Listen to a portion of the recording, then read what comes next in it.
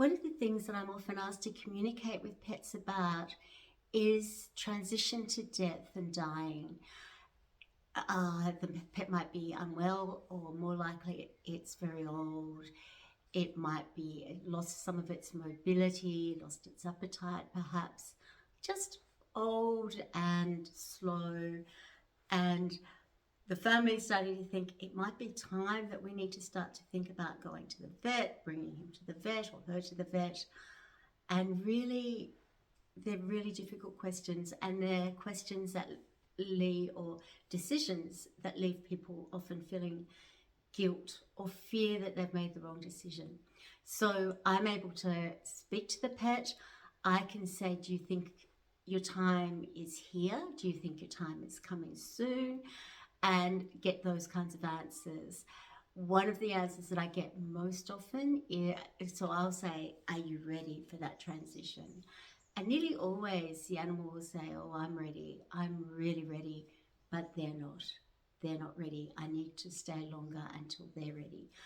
And one dog showed me the woman that he lived with, just at the thought of that final journey to the vet, just in tears, terrible, terrible, terrible tears, lots of tears, just devastated. And a younger person who turned out to be her daughter from Melbourne, who came up to visit, to accompany the dog with the father of the family to the vet for that last journey.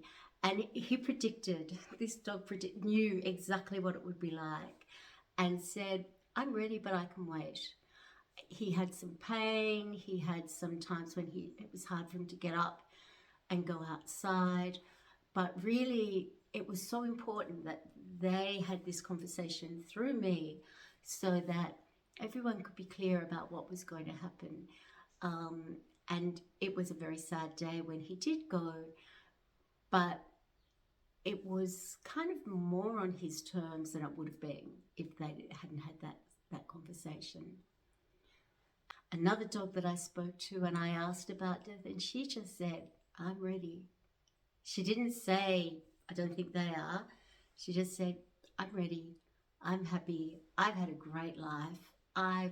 It's thoroughly enjoyed everything, but I'm ready.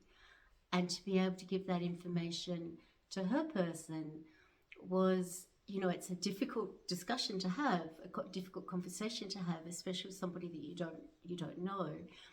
But to be able to pass on someone's wishes and say, yeah, it's time for her.